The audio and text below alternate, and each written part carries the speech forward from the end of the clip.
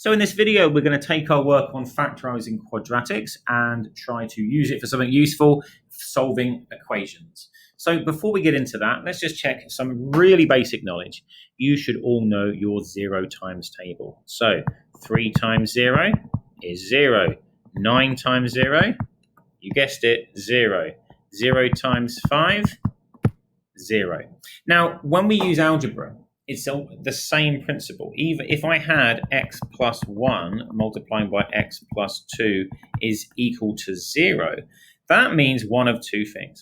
Either that's 0, the x plus 1, or that's 0. Because x plus 1 and x plus 2, they're just numbers that we don't know.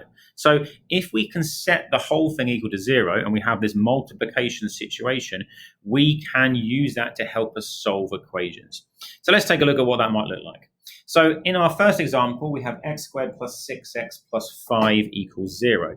So this has no number in front of the x squared, just a 1. So we can factorize this by thinking of two numbers that multiply to make 5 and add to make 6. X plus 5 and x plus 1. So that is the subject of another video. Look it up if you don't know how to do that, but we can certainly transform that left-hand side into factorized form. Now, this means that we have two numbers multiplying together to make a 0. Well, either x plus 5 is 0 or x plus 1 is 0. So think, well, what value of x is going to make that thing 0? Well, you could just think of it as an equation. Move the 5 or move the 1 to the right-hand side. So the only way x plus 5 is equal to 0 is if x is equal to minus 5. And the only way that x plus 1 is equal to 0 is if x is equal to minus 1.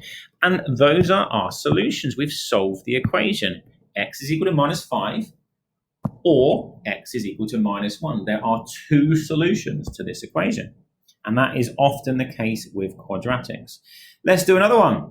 So exactly the same sort of situation. First of all, we're going to try to factorize because we want to create this situation where we have two numbers multiplying together to make 0. Then we can set them to 0 to solve the equation.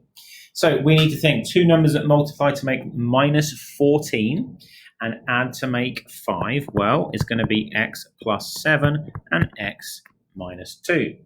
Now, if we imagine this first bracket is our 0, that's going to leave us with x equals to minus 7 as the only possibility. And that right-hand bracket, well, if I imagine that that is 0 to make my answer 0, that's going to mean that x has to be positive 2. We finished. Okay, let's carry on. Now, this one looks a bit different, but we can still solve this by factorizing. This can be factorized just by taking out an x. So I could write this as x bracket x minus 12.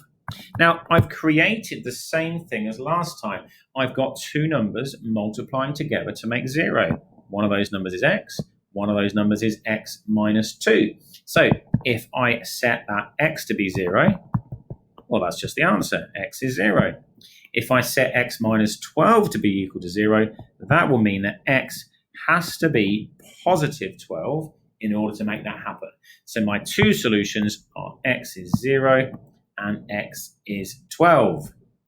Okay, let's carry on. There's all sorts to check. So this one, look, I can spot straight away. I've got two square numbers with a minus sign between them, which means I can use the difference of two squares. So if I square root 4x squared, that's going to give me 2x. If I square root 81, that's going to give me 9. So using the techniques explored in the previous video, we could write this out as 2x plus 9 and 2x minus 9.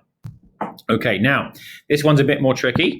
That's all right. So clearly, 2x plus 9 has to equal 0, or 2x minus 9 has to equal 0. So we've got to find the value of x that makes that work. Well, treat them like an equation.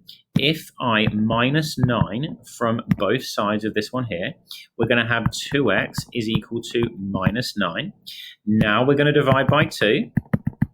So our answer could be x, and if I've got no calculator here, I could just leave it like this.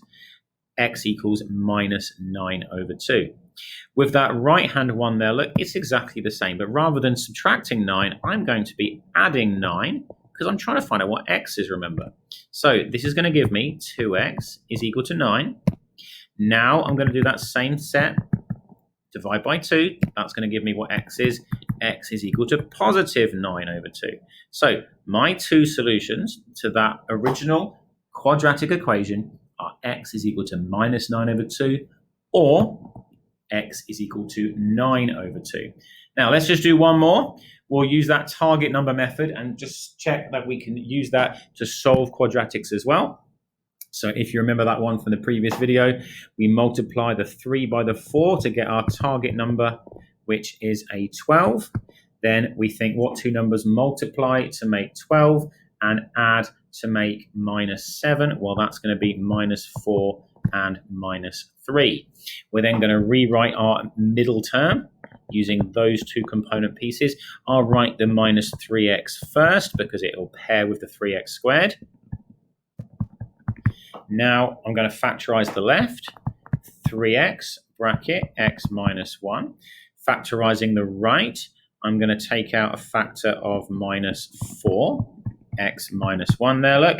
And now I can rewrite this as 3x minus 4, x minus 1. Now, it was an equation, so really I should be writing my equal to 0 in here. Now, this bracket is nice and simple to understand. What's going to make that bracket worth 0? Well, choosing x to be positive 1. 1 minus 1 is 0. This bracket, well, let's just treat it as an equation again. 3x minus 4 equals 0. So we're going to add 4 to both sides. That's going to give us 3x is equal to positive 4. Now, to get x isolated, we're going to divide by 3.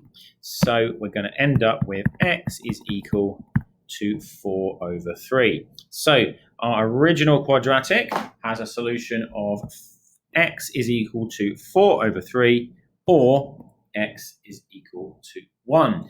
Okay, I hope that helps you to solve quadratic equations by factorizing.